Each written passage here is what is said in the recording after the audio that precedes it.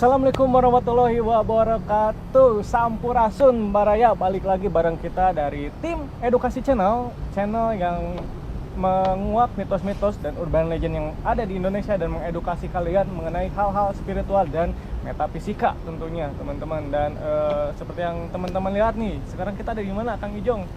Kok Ijong nggak dikenalin dulu? Kan udah pada kenal. Oh, udah pada kenal ya? Udah famous ya? Udah Oke. terkenal Kang Ijong. Iya, udah. Oke. Yuk, next yuk.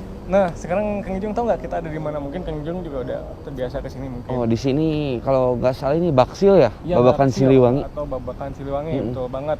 Letaknya itu ada di Jalan Taman Sari, Kota Bandung, teman-teman. Dan untuk luasnya itu sekitar 3,8 hektar. Dan Baksil itu merupakan bisa dibilang seperti taman atau hutan Kota Bandung kayak gitu. Jadi jantungnya Kota Bandung kayak gitu, karena di sini sumber oksigennya banyak banget karena hutannya masih tinggi dan besar. Dan selain itu juga nih, kalau siang itu biasanya Kang Jong di sini itu suka dipakai buat kayak misalkan yang muda-muda pacaran kayak gitu. Iya, pakai pre-wedding juga suka sih ya, kalau nggak salah. Suka ada yang pre-wedding juga. Dan selain itu juga di sini ada yang olahraga juga, karena iya, kalau pagi-pagi ya. Areanya kan luas banget teman-teman, ini panjang lagi. 3,8 hektar dan untuk area forest walk-nya itu sekitar 2 km.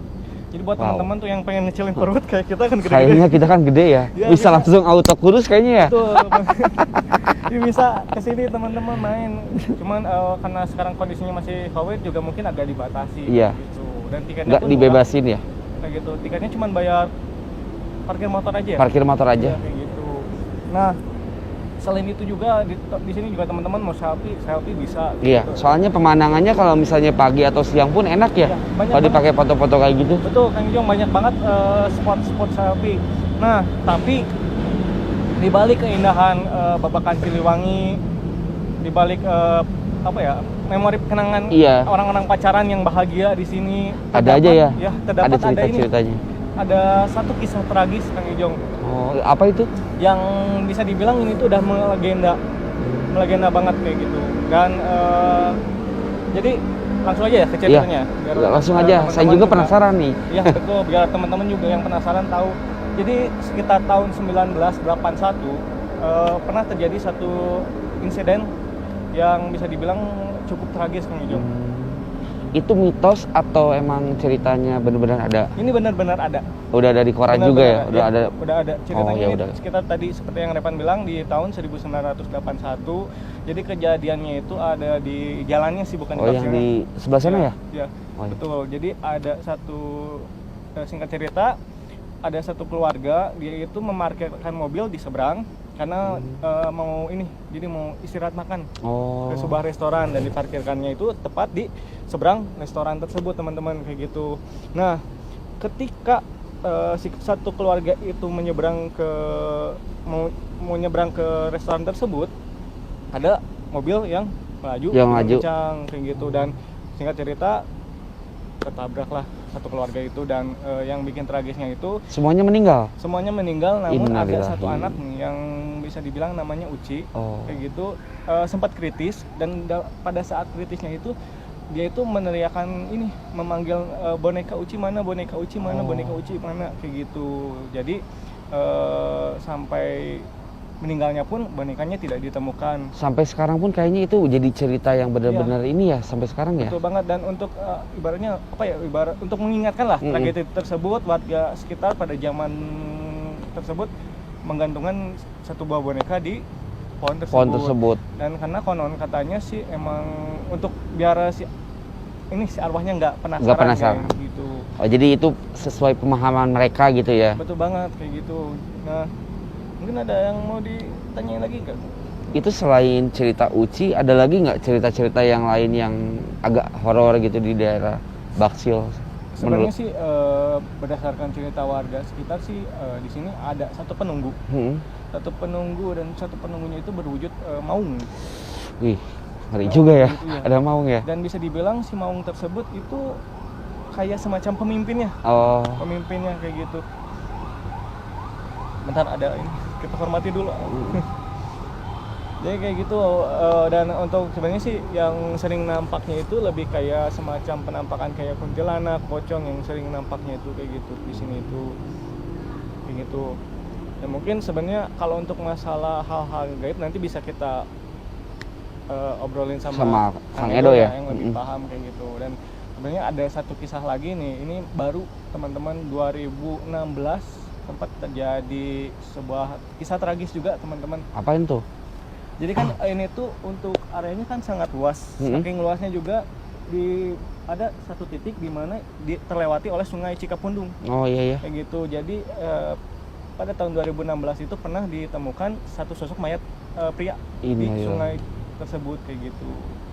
Dan itu lumayan menggemparkan juga pada saat viral juga ya, sempat viral juga ya. Dan itu ya mudah-mudahan semoga arwahnya tenang. Amin, gitu. amin. Mungkin untuk masalah yang ada di sini kita coba langsung ngobrol ke Kang Edo ya kayaknya gitu, lebih jelas lagi kan kalau sama pakarnya gitu kan. Betul banget, karena untuk masalah uji sendiri sih singkat ceritanya seperti itu, dan nanti mungkin kita coba kuak lagi sama Kang Edo teman-teman kayak gitu. Tapi sebenarnya kalau misalnya kan itu ada ceritanya kayak yang kata Uci kayak gitu kan, sempat ada warga yang melihat sosok si Uci tersebut atau enggak? Apa cuman ada tabrakan meninggal terus bonekanya hilang gini-gini? Sempat ada kejadian nggak sampai warganya itu kan nempelin boneka kan biar nggak penasaran? Pasti dong kalau misalnya ini. Sempat sih, Repan sempat baca beberapa artikel juga, berdasarkan cerita warga di sini, katanya emang ada beberapa pengendara yang melihat satu sosok anak kecil kayak gitu. Yang dipercaya itu sosok Uci gitu yang meninggal itu. Cuman kan sebenarnya seperti yang pernah Kang Edo ajarkan kepada kita juga, yang namanya orang udah meninggal pasti kan. Iya pasti, itu paling ya kalau disebut mah itu jin korinnya kalau misalnya ini kan. Banget. Jadi mungkin gitu aja ya. Jadi untuk sesi selanjutnya biar kita lebih tahu kondisi yang ada di sini seperti apa, berdasarkan penglihatan Kang Edo gitu, penerawangan Kang Edo secara spiritual. Iya betul banget. Mungkin kita lanjut ke ininya, ke obrolan sama Kang Edo ya, biar teman-teman juga mungkin masih penasaran gitu apa sosok Uci itu benar-benar ada, fakta atau nyata, terus tuh sosok yang harimau itu di sini yang benar-benar penguasa di sini itu nyata atau enggaknya kita tanyain langsung aja ke yang lebih paham ya. Iya betul banget, biar semua kita kuak di sini teman-teman, pokoknya kita hajar semuanya biar jelas semuanya, oke? Oke, jadi teman-teman tetap stay tune di Edukasi Channel. Ikutin terus petualangan kita. Oke teman-teman, momen yang mungkin teman-teman tunggu-tunggu ya. Sekarang Repan udah bareng sama Kang Edo nih. Seperti yang tadi Repan janjikan juga, kita sekarang bakalan menguak apa aja sih yang ada di sini. Jadi gini Kang, kan berdasarkan bukan mitos sih, sebenarnya fakta bahwa dulu itu tahun 1981 itu pernah terjadi satu kecelakaan yang menewaskan satu keluarga, termasuk yang menjadi urban legend di sini, yaitu satu sosok penampakan anak kecil yang bernama Uci. Nah, menurut pandangan Akang sendiri seperti apa sih? Itu ceritanya, Pak pengen tahu, Pak kan kurang paham. Dulu ceritanya ini sebenarnya sekeluarga atau anak kecilnya aja sih? Sebenarnya jadi gini Kang, berdasarkan yang Repan ini coba searching cari tahu. Jadi kejadiannya itu ada satu keluarga, dia itu beristirahat, rencananya mau makan siang. Nah, si mobilnya itu diparkirkan di seberang restorannya. Nah, ketika satu keluarga tersebut mau menyeberang ke arah restoran tersebut, ya ada ada mobil melaju cepat, dan kebetulan emang posisi tempat makannya itu emang di pengkolan, di tikungan kayak gitu. Dan karena mungkin si mobilnya jalan tuh cepat, pas tikungan dan nabrak kayak gitu. Dan singkat cerita, satu keluarganya tersebut meninggal di tempat, dan untuk Ucinya sendiri dia kondisinya kritis, dan ketika kritis itu dia meneriakan atau memanggil-manggil boneka Uci mana, sampai pada saat Ucinya meninggal bonekanya tidak ditemukan kayak gitu. Jadi untuk mengingat atau mengenang hal tersebut, warga setempat menggantungkan bonekanya di salah satu pohon yang ada di pinggir jalan kayak gitu. Oh, jadi sebenarnya gini Pan, itu juga sempat dari dulu kan sempat dengar kabarnya ya, karena itu dulu nggak terlalu ibaratnya nggak terlalu memperhatikan gitu ya, dulu masalah ini. Cuman kan banyak simpang siur tuh kabar-kabarnya. Ada yang bilang katanya anak kecilnya aja, katanya ada yang bilang juga mungkin sepusat keluarga gitu ya. Mungkin kalau untuk masalah itu kurang paham ya. Dan ibaratnya dulu emang nggak terlalu merhatiin juga gitu. Tapi kalau misalnya emang Repan nanya untuk masalah mitosnya anak kecil yang katanya masih sering menampakkan gitu ya. Ya, menjadi urban legend di sini. Nah, urban legendnya di sini gitu. Tadi kan kita juga sempat ke Depannya. ya. Tragedinya katanya di situ kan jembatan situ ya. Dan sempat disangkut pautkan katanya itu emang ibaratnya kayak semacam minta tumbal, Kang. Ada yang ibaratnya mendoktrin gitu bahwa hal tersebut terjadi karena hal gaib kayak gitu. Nah itulah kalau media kan namanya simpang siur ya. Kita belum tahu pasti juga gitu. Betul. Kemudian kayak gimana. Jadinya dibesar-besarkan sih sebenarnya. Kalau menurut Edo, kalau untuk masalah makhluk Edo sendiri sih tadi emang Edo lihat emang ada sosok anak kecil gitu ya, yang Edo rasain gitu. Karena emang energi yang terkuat itu yang pas tadi kita di pohon sebelah kanan ya. Kalau dari arah sana, ada pohon sebelah kanan situ. Emang energinya kuat banget di situ gitu. Untuk sosok anak kecilnya emang Edo lihat, tapi umurnya emang masih kecil sih, nggak terlalu besar juga gitu. Sekitar berapa tahun ya? 4 tahun ya? 4 tahun 5 tahun mungkin. Emang berdasarkan ceritanya juga kan si anak kecilnya itu emang masih kecil, ibaratnya masih baru bisa kayak balita lah ibaratnya. Kayak gitu. Balita mungkin. Kalau balita dia nggak pas kalau udah balita lah mungkin kayak gitu. Umur sekitar 4 sampai 5 tahun atau mau masuk SD lah kayak sepertinya kayak gitu. Emang lihat sih emang umurnya segitu sih kalau dilihat gitu. Energi paling kuat. Untuk daerah sekitar sini sih emang makhluknya biasa, ya, seperti biasa gitu ya. Ada beberapa titik yang emang jadi tempat titik kumpulnya mereka gitu. Tapi mereka blok-blokan sih kalau dibilang. Kayak misalnya, kayak tadi depan tuh yang pas pohon itu yang energinya kuat yang tadi dibilang gitu. Di situ terus nih pinggirnya sini nih yang ada kolam air, kolam. Jadi di daerah sini itu ada beberapa kelompok gitu ya. Bisa ibaratnya dari makhluk astral di sekitar sini. Jadi makhluk astralnya tuh misalkan kayak di sini komplotannya beda, di sebelah sana beda komplotannya kayak gitu. Beda kan kalau kita main ke lembah ya. Lembah-lembah biasanya kan mereka bersatu gitu. Jadi satu gunung biasanya emang kerajaan gitu. Kalau di sini sih lebih berkelompok kalau mereka ada lihat gitu. Kalau rasain. Untuk mitosnya sih yang mungkin makhluk itu tadi gitu. Yang seperti Repan bilang sosok anak kecil, emang tadi dulu lihat itu di depan juga ada gitu. Sosok anak kecil itu gitu. Emang Akang sempat mencoba interaksi nggak apakah emang sosok tersebut uci atau makhluk lain gitu? Balik lagi Pan, kalau untuk kepercayaan Edo sih ya, yang namanya hal seperti itu kan itu ibaratnya jadi suatu mitos bagi Edo. Kenapa? Karena kalau emang untuk sosok ucinya sendiri, kalau kata Edo bukan, artinya ucinya sih udah nggak ada. Gitu. Untuk almarhumnya udah nggak ada. Itu balik lagi ke Allah ya. Nggak bisa kita bilang, kalau Edo menurut Edo pandangan pribadi ya, ketika meninggal itu udah urusan Allah gitu. Tapi mungkin aja ada jin yang emang jin jahil yang menyerupai sosok uci gitu. Apalagi dengan kondisi ya banyak warga yang mendoktrin, mensuges bahwa ya. Nah itulah makanya kata Edo, begitu kita mendengar tentang urban legend kita nggak bisa terpatok sama satu artikel, satu isu gitu, karena bingung juga sih Pan ya. Tapi kalau emang misalnya dibilang mitosnya ucinya ada, ya mungkin itu makhluk yang tadi Edo lihat. Emang Edo lihat sosok anak kecil gitu. Tapi posisinya juga di situ dia seperti didamping ya. Jadi di sosok anak kecil itu, tapi di belakangnya juga ada gitu. Jadi ada yang menjaga dia kayak gitu. Ada yang menjaga dia juga gitu. Sosoknya itu emang tinggi, besar, perempuan bentuknya. Jenisnya perempuan gitu. Perempuannya bisa disebutkan, dijabarkan sama Kang, misalkan sosoknya seperti kuntilanak atau mungkin sosoknya kayak wanita berkebaya atau kayak gimana? Lebih ke kunti ya. Kalau di internet emang bener pakaian seperti kunti gitu. Langsung merinding. Tapi dan kemarin apa nih? Pas di Cimahi tiba-tiba banyak gangguan gitu. Iya betul.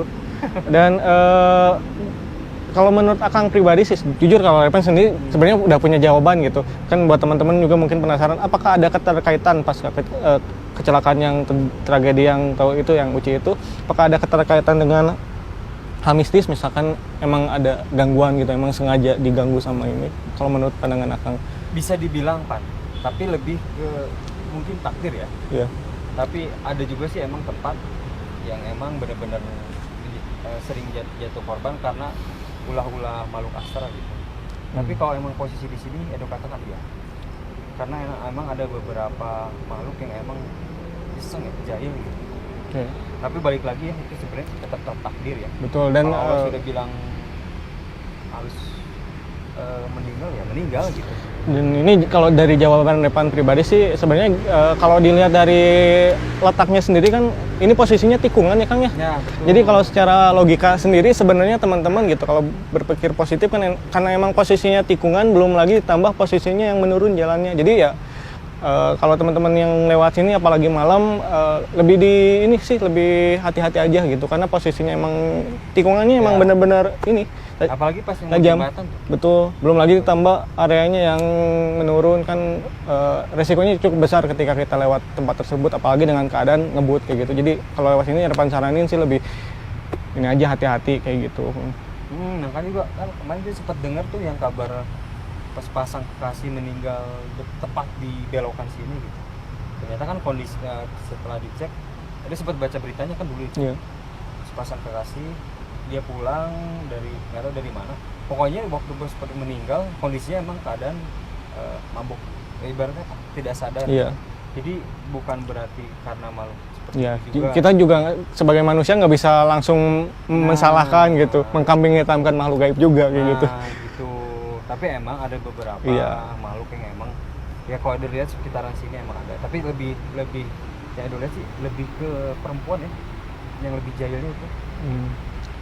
Nah, selain itu juga Kang Repan sempat baca-baca juga katanya tuh di sini ada satu sosok yang emang benar-benar jadi ibaratnya dituankan gitu atau dijadikan satu sosok penguasa di sini yang berwujud mau. Apakah Akang sempat lihat atau itu cuman sebatas mitos doang kayak gitu? Kalau sosok macan enggak sih, gua dulu lihat. Edo sendiri nggak tahu ya, tapi emang Edo nggak ngerasa ada sosok macan. Kalau lebih banyaknya kayak nah kalau tadi kita ke belakang kan ke area belakang lebih ke kandang dombanya. Memang Edo lihat di situ emang ada sosok putih besar. Ibaratnya dia tingginya berapa meter? 2 meter lah. Emang di situ dia penguasa di situ area sekitar ada di situ. Ya, dan Repan sempat ngerasain lidahnya panjang. Nah, lidahnya panjang. Betul. Mungkin tadi dapat lihat juga ya? Ya, sempat ini sih. Dan tadi berdasar karena Kang Edo bilang ini sempat juga Repan baca juga emang dahulunya itu di sini teman-teman kalau misalkan yang belum tahu sempat dijadikan tempat buat adu domba juga ya Kang. Nah itu tepatnya di belakang. Nah itu yang Edo bilang tadi sosok wanita besar 2 meter itu ada posisinya di situ, di area situ. Gitu. Dan emang pada dasarnya kan ketika domba diadu otomatis pasti ada ibaratnya ada yang terluka dan pasti otomatis mengeluarkan darah juga dan memang biasanya kan yang kayak gitu senang. Bisa sinkronisasi juga ya. Bisa ada apa ya berkesinambungan lah ya. Iya. Ibaratnya. Jadi untuk sosok Maung sendiri Kang Edo belum merasakan gitu interaksinya atau sosoknya kehadirannya belum ini gitu. Nah, tapi kalau untuk sosok ular emang Edo lihat di bawah pas jembatan itu air kan ya? Iya. Itu terusnya Cikapundung ya? Betul. Cikapundung kan kalau nggak salah. Dan area hutan ini kan besar banget ya Kang untuk luasnya sendiri 3,8 hektar. Memang ada beberapa titik yang dia teraliri oleh aliran sungai Cikapundung. Dan sempat juga ini kejadiannya belum lama sekitar 4 tahun yang lalu ada sempat penemuan mayat juga. Adanya di ini ada minimarket tuh yang di ujung. Di seberang itu kan emang masih taman ini. Di bawahnya kan ada ini ada area atasnya ya? Iya. Iya, area atasnya. Kan di bawahnya itu ada sungai itu. Nah, ditemukannya di situ. Sempat itu di ini juga kan ada akses masuk dulu di situ dipasang garis polisi kayak gitu. Pengetahuan juga tuh buat teman-teman. Sebenarnya juga Edo jadi lebih paham, lebih tahu gitu. Jadi referensi buat Edo juga sendiri gitu. Apa yang tadi Repan ceritain. Sebenarnya dari dulu tuh untuk kabar Edo nggak terlalu langsung percaya gitu. Iya. Karena kalau misalnya kita langsung nangkap suatu kabar gitu, takutnya hoax ya. Betul. Rata-rata kan orang Indonesia tuh latah gitu. Betul. Ibaratnya.